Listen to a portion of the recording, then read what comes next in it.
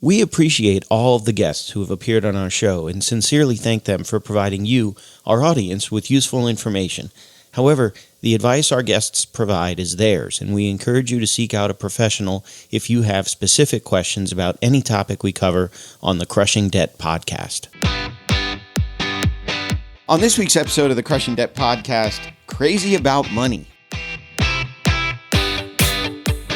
Welcome to the Crushing Debt Podcast with your host, Florida attorney Shawn, where our goal is to help you get rid of the financial bullies in your life. So welcome back to this week's episode of the Crushing Debt Podcast. My name is Shawn, owner and founder of Yesner Law.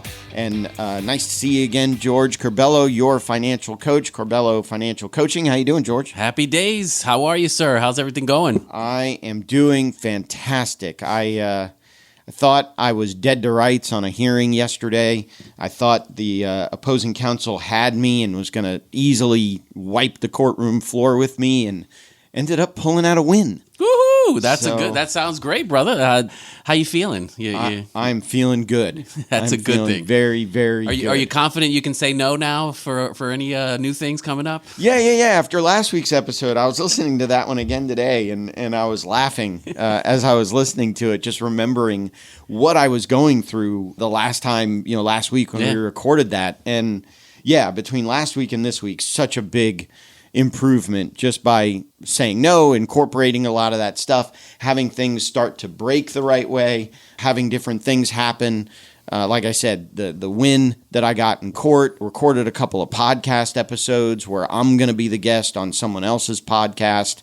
And I got Zach Brown this weekend, Zach Brown Band this weekend with my wife and kids, and my sister and brother-in-law and niece are going to be there. So yeah, definitely in a much better space from a mindset perspective than I was when we talked this time last week. Nice. And a big shout out to you on your and our interview on the Adulting is Easy podcast. Yeah, so Lauren. Got to go out there and listen to that. But of course, you could tell you've been doing this for a lot of years. So good job there, my friend. I've done this once or twice. I think this episode is queued up to be episode 342. So I've done this a couple of times. No, that's easy. It's easy. But we do have a guest today that I want to get to here. Before we get there real quick, I want to talk about one of our sponsors, Sam Cohen, owner of Attorneys First Insurance. He writes, errors and omissions or malpractice coverage for attorneys and title companies all over the country. And even if the particular law firm or title company has had a claim against them, Sam can still get them insurance. It may not be the cheapest, but he can still get them insurance. And so the way to contact him is sam@attorneysfirst.com, or just his website, which is attorneysfirst.com. Great way to support the show is to support Sam. Great way to support Sam is to introduce him to an attorney or title company, maybe a new attorney starting up their own firm, or a new title company starting up their practice, and he can talk to them. They probably won't have any claims in the past if they're startups, but he can still help talk to them about malpractice coverage, which is E&O coverage, errors and omissions coverage. It's all the same thing. But I am excited to talk to our guest today. She wrote the book Crazy About Money, so it wasn't that big of a leap to get the title of the show put together. Becoming aware of and changing money habits is what Crazy About Money is about. It's about learning to stop self-sabotaging money use. Most of us are crazy about money. We spend too much of it and save too little of it. We hoard it. We sink into debt over it. We lavish it. We're stingy with it. We lie about it. We fight about it. We think about it all the time. We avoid thinking about it at all. So what we're going to talk to our guest today is a lot of those types of issues, sort of a money mindset, financial therapy. So I am happy to have on the show today our guest, Maggie Baker. Welcome, Maggie. Woohoo! Well, thank you. I'm very delighted to be here, and I hope I can lend my wisdom to your listeners and to you as well. Yeah, I want to give out your contact information real quick, although hopefully we'll do it a few times here during the show. But you are Maggie, Maggie, at MaggieBakerPhD.com, which is also the website, MaggieBakerPhD.com. I did see on the website, if anybody wants to get a copy of the Crazy About Money book, they can do it. I know it's up on Amazon, and I know that I think there are links to the book from your website to buy it and order it. But yeah, Crazy About Money on your website, and on Amazon.com, MaggieBakerPhD.com, or Maggie at MaggieBakerPhD.com. Whew. I'm done talking, George. You can take. Let me over tell you, for a when you little ran bit. through that list of all the things that we go through with money itself, I was like, well, that's like last Thursday. Yeah, That's I just know. one day when we deal with it itself. But Maggie, it's a pleasure to have you on the show itself. One question that I might have, and just loading it up kind of thing itself, like, why is dealing with money so emotional? I mean, why are we so tied to it like that? Because especially in our materialistic competitive culture, it is survival. If you think of thousands of years ago when Neanderthals were walking around this world in the forest and they saw some animal bigger than they were coming at them, they didn't sit there and contemplate what they were going to do. They just ran like hell. And I think that the modern day version of primate behavior is people worrying about money, because without money in this society anyhow, you're going to have a big, big problem. So it's a very, very valuable resource, and it's also a magnet for all different kinds of emotions. Influences of childhood, how you grew up, what you learned about money when you were a kid that you believed as a kid but are probably only half true. Whether you grew up with a feeling in your family of scarcity or abundance, all these things get attached to money. And you'll be very interested to know that there was a study done about the frequency of different topics coming up in home life, and everybody expected that money would be number one because it's rated by the American Psychological Association as the biggest stressor in their national surveys. To come to find in this study, it comes up maybe the fifth topic, and they delved into why it was so low. And what they found was that usually when it came up, particularly in families where there are probably different attitudes about money, it was always laced with a lot of negative feeling. Yeah. And nobody wanted to get into the negative feelings about it because maybe the wife liked to amass money. Maybe the husband liked to spend it.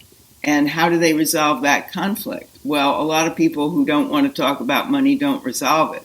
It just goes into the background and causes problems ultimately in their relationship. You are a clinical psychologist. I mean, PhD. Correct. So you are Dr. Maggie Baker, right? Correct. Okay. And you've been doing this for a few years. A few years. Yeah, I'm only 38, so I can't do it. There you go. So long. you've been doing this since you were, 8 or 9 years old? 7 or 8 No, years old? I'd go earlier than that because I came from a very crazy family. Previous life. There you go.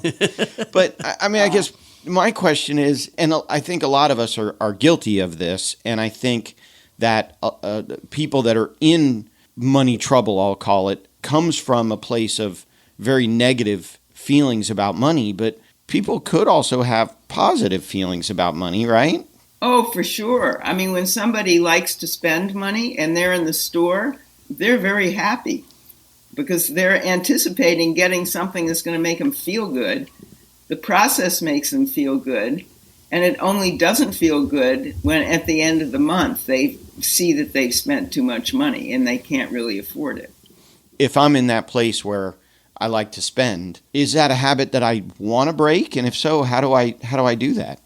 What I list in the book are different money types, and by the time you're a late adolescent, you have a predominant way of dealing with money.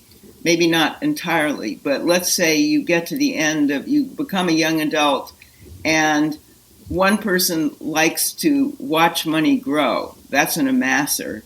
And another person just likes to spend and doesn't really worry about the consequences, particularly if they're young, because they say, oh, well, if I accrue some debt, I'm young enough so I'll work my way out of it, Right. so I'm not going to worry about it. And a lot of people with ADD or ADHD are like that because they don't consider consequences.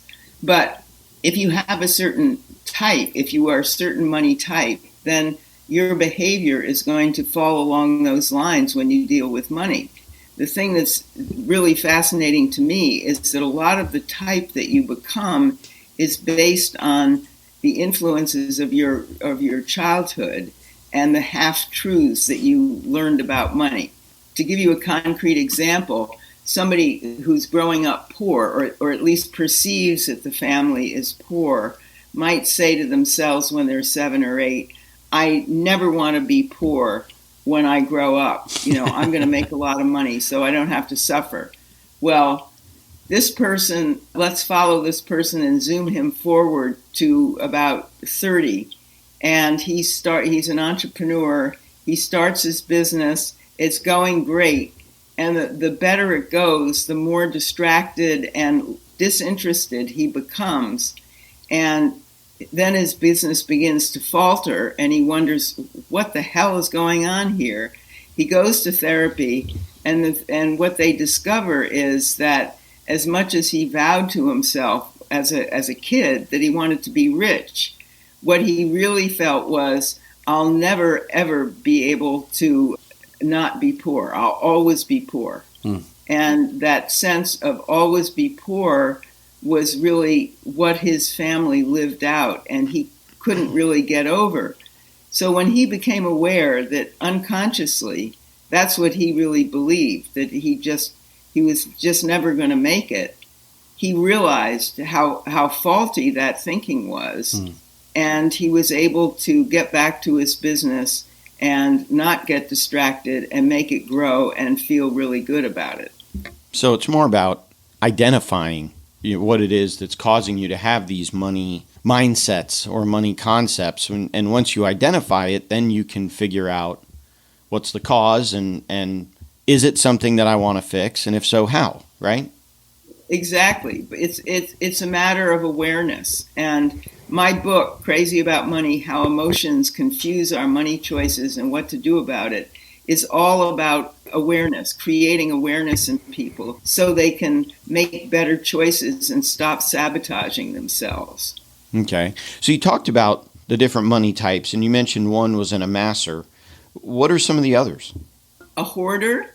A hoarder is a really interesting type because the impulse to hoard is based on tremendous fear and, again, scarcity, that they're never going to have enough. They don't trust anybody with their money. They view all financial advisors and planners as schemers to get their money rather than to really help them.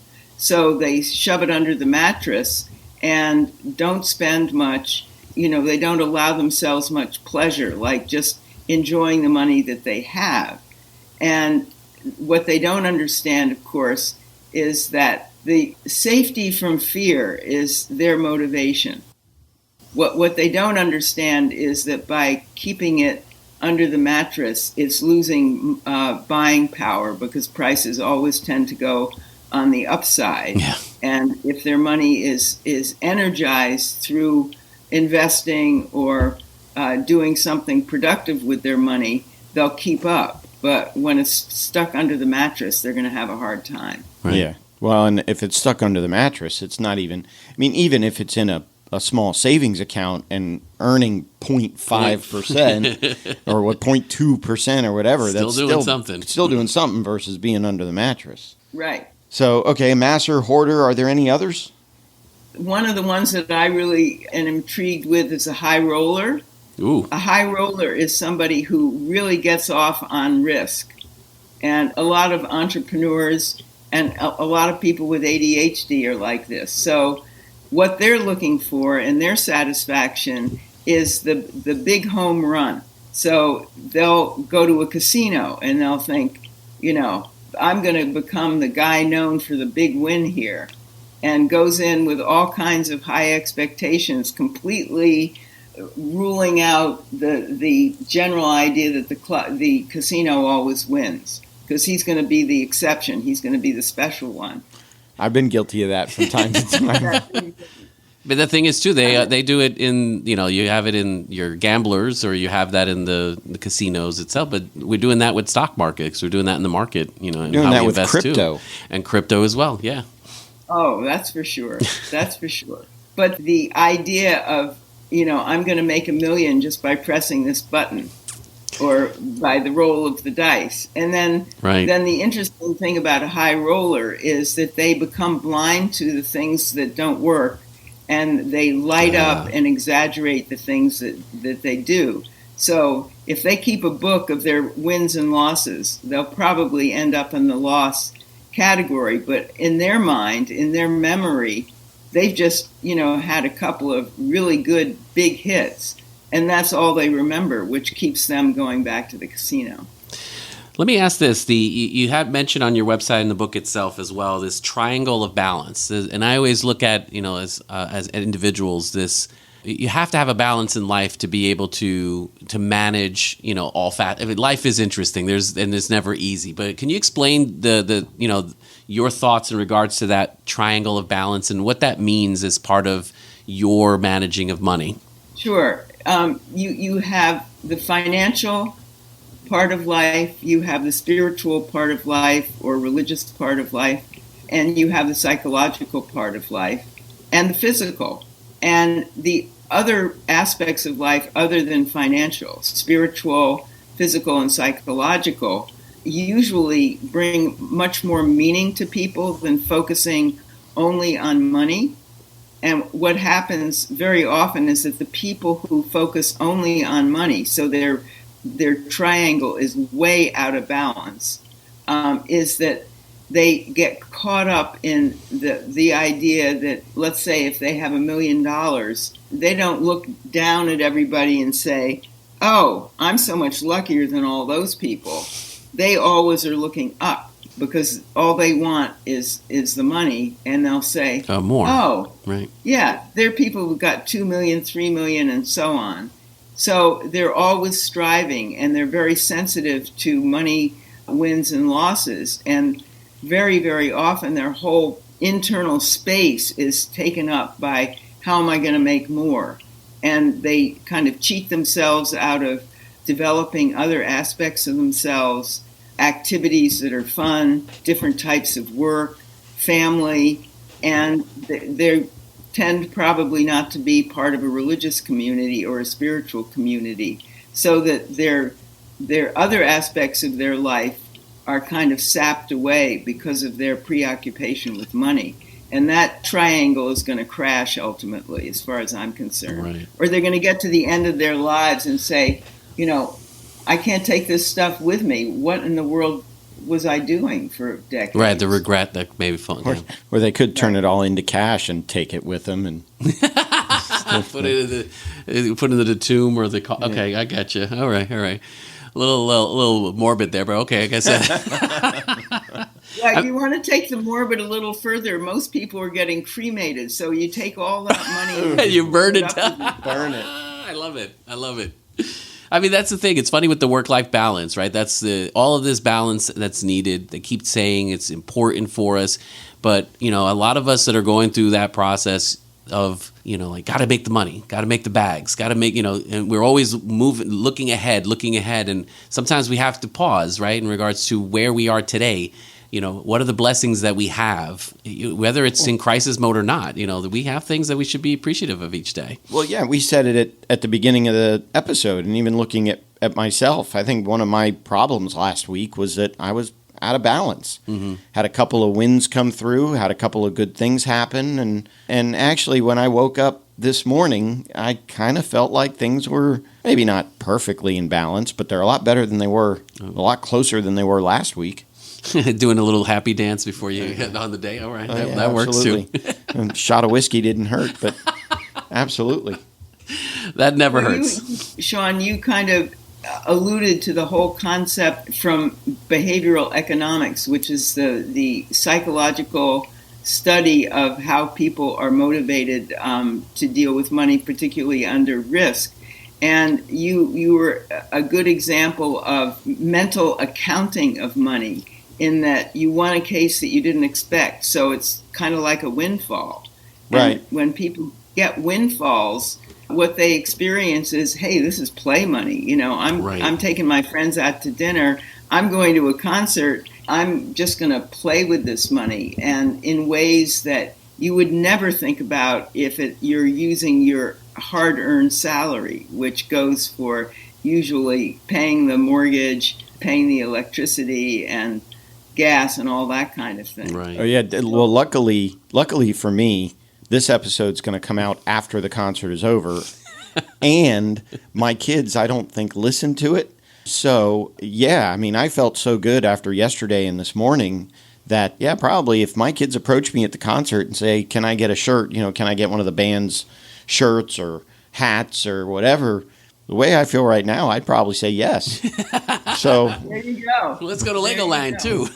Luckily for me, they're not going to listen to this podcast. And if they do, they're going to listen way after the concert's over. So I'll send them the recording. So that they... Don't do that.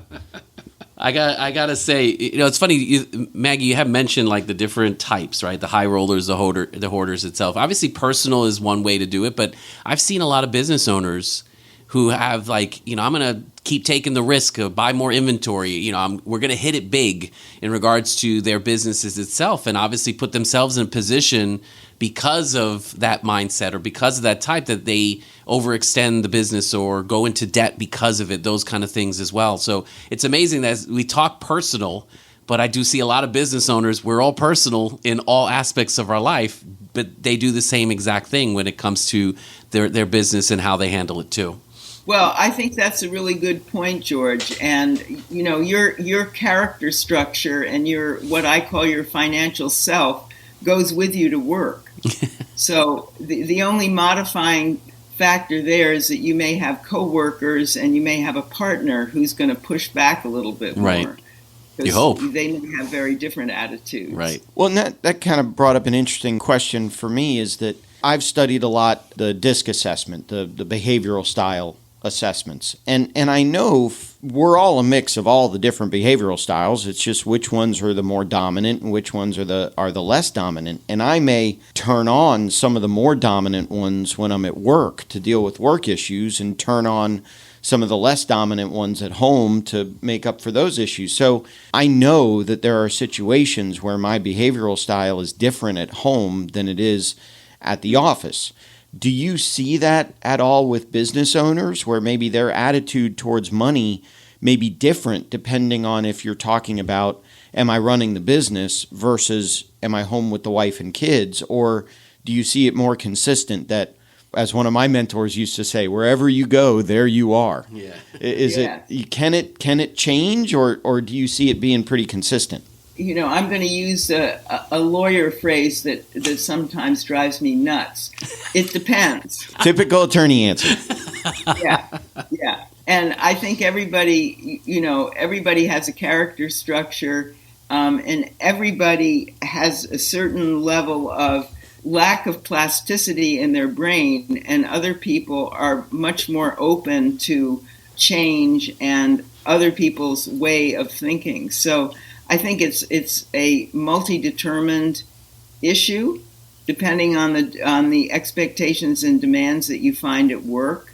And I would say that probably because there are many more influences at work, i.e. partners, customers, employees, that whatever your tendency can be more easily modified because there's a lot of pressure coming from all different points. And in the family, you usually just have one other opinion, which would be, your spouse, not 5 or 10. And the other thing is that business is public, and people are very, very sensitive to humiliation and shame, whether they know it or not. And so I think being on a public stage often constricts what people might do when they're not in the limelight. So that's just another factor to consider. But I think I want to point out that the way that you describe yourself to be is probably because you're aware of yourself. Oh, yeah. And if you're aware of money, you help people get out of debt, then you're going to be able to have a range of behavior that's probably much broader and more flexible than somebody who's rigidly locked into patterns that may be very outdated, but they don't know it. So they can't. You can't change what you don't know. Yep. Yeah, I recently had a client who had a whole bunch of debt, and we settled a lot of it. But every time we settled it, it was, $25 a month. And then the next one was $75 a month. And then the next one was $50 a month. And then the next one was $125 a month. And on and on and on and on, where I kept saying, listen, you qualify for bankruptcy, and we can just eliminate it all rather than $100 here and Right. $50 there and $200 there and $75 here, rather than all these little itty bitty ones. And I think once she became aware of, wait a minute, yeah, I settled 5 of my 9 debts, but my total payout on these 5 is like $500 a month now, where I'm not really gaining any traction anymore. And so, yeah, to your point, once she became aware of it, she made the decision, pulled the trigger, filed bankruptcy, and now all the debt is gone.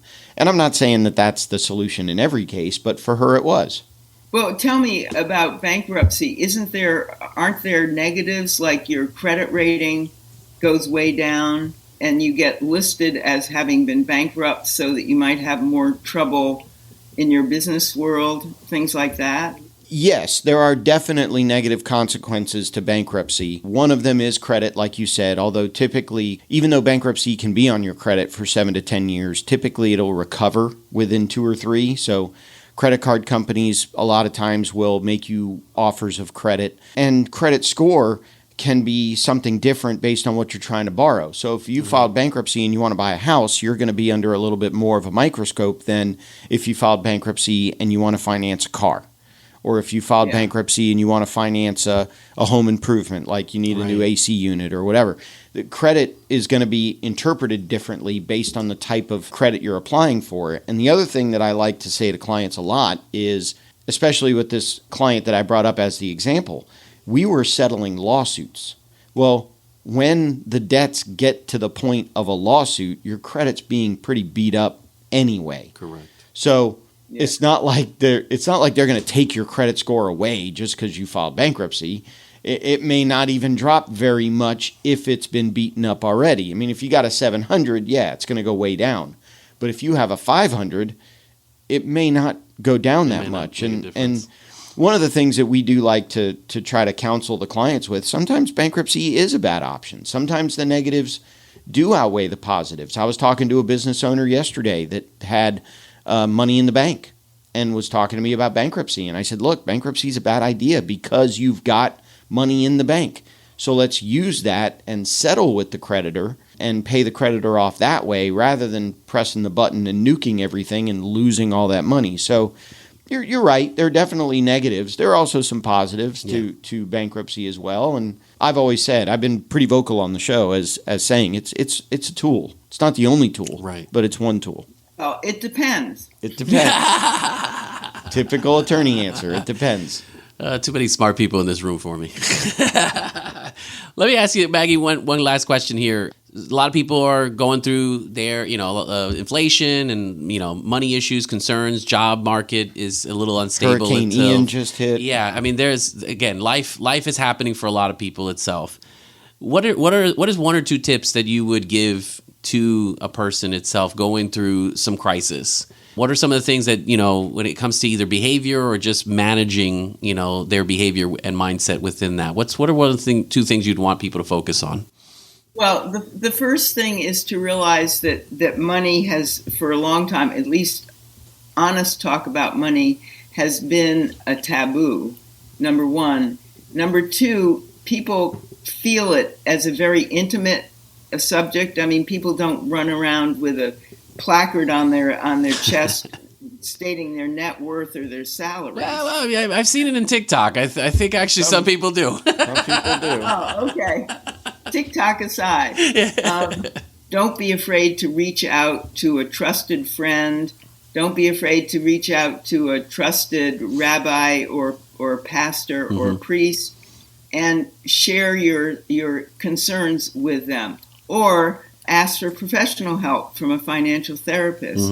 And I think just sharing your concerns, number 1, helps. And number 2, money is a very fragmented entity in that, especially in this society, the society does everything it can to push you into debt, to give you an example, I had one person I worked with who, whenever she would get a credit card bill, she would squint her eyes so she couldn't really see it all, and her eyes would beam on minimum payment due. So she'd give $35 and think, oh, I've taken care of my credit card. Right. And come to find, of course, she's going to be paying that credit card for decades. But because you were able to do that, and because there's so much incentivizing by money institutions to overspend, it's very, very difficult for people to kind of not fall into using those ways and end up piling up a lot of debt, almost unaware, because they've been kind of taken in by how the society deals with money.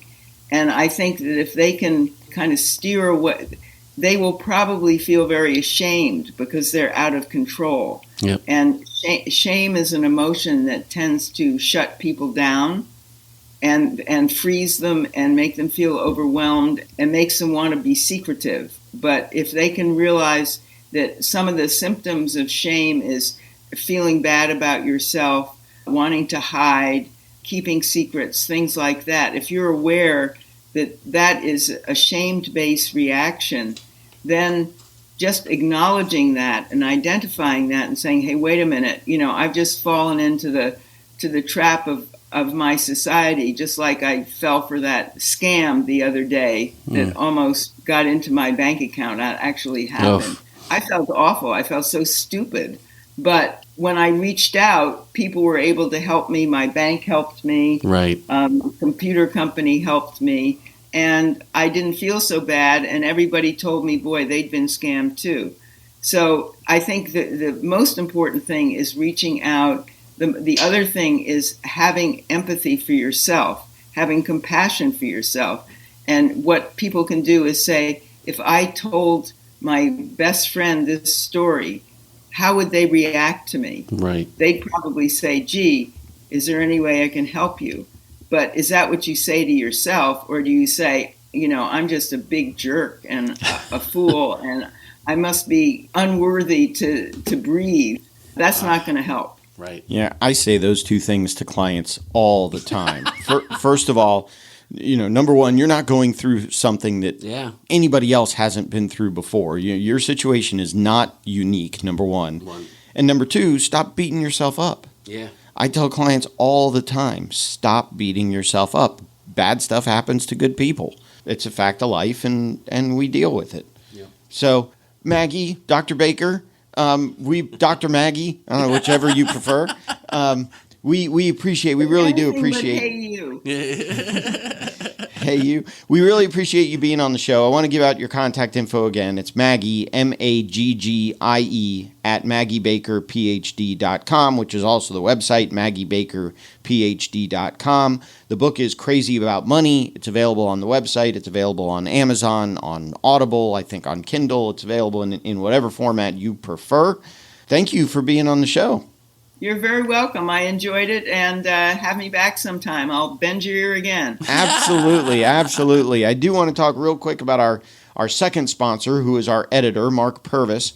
Mark has a website called LegacySpotlight.com. Mark is a videographer, an Emmy Award-winning videographer with over 20 years experience. He edits our show. He makes us sound really good. He's probably not going to have to do a lot of editing for Maggie because she already sounds good, but he's probably got to do a lot with me and George. But LegacySpotlight.com, the purpose of that website is to record your stories, whether it's recording stories for future generations or recording stories of previous generations. LegacySpotlight.com.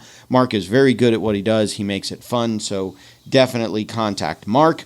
That pretty much gets to the end. I do want to talk real quick, the Curbelo Financial Coaching TikTok page. I've seen a couple more TikTok videos from George. We keep trying. I gotta step it up on my end. We don't have a TikTok page, but maybe I need to create some content for George's TikTok page. There you go. And Patreon. One thing that I saw that I really, really liked, one of the new podcasts that I started listening to recently what they do is they allow their patrons to write in questions that they answer. So whether we do that as a weekly show or a monthly show, or maybe even create a second show, if we get enough patrons and enough questions, absolutely, that's something that we can do on the show for all of you. So definitely any support that you're able to give, whether it's listening on whatever device you're listening on, all the way up to becoming a patron, whatever it is you can do, we appreciate every little bit of support, even if it's just having your earballs on the show, as people say. I like it. So other than that, thanks again, Maggie, for being a guest on the show. We appreciate you being here.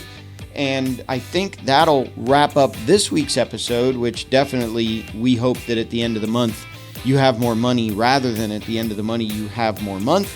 That'll do it for this week's episode of the Crushing Debt Podcast, and we will talk to you in next week's episode. If you have questions that you think would make a great topic for a future episode, please email Shawn or connect with us on social media. Shawn Yesner and Yesner Law, PL, are Florida licensed attorneys. The information contained in this week's episode is not a substitute for legal advice. Your situation may differ, especially if you are located somewhere other than the state of Florida. If you have questions, please contact our office or contact a local attorney. Thank you for listening to this week's episode of the Crushing Debt Podcast.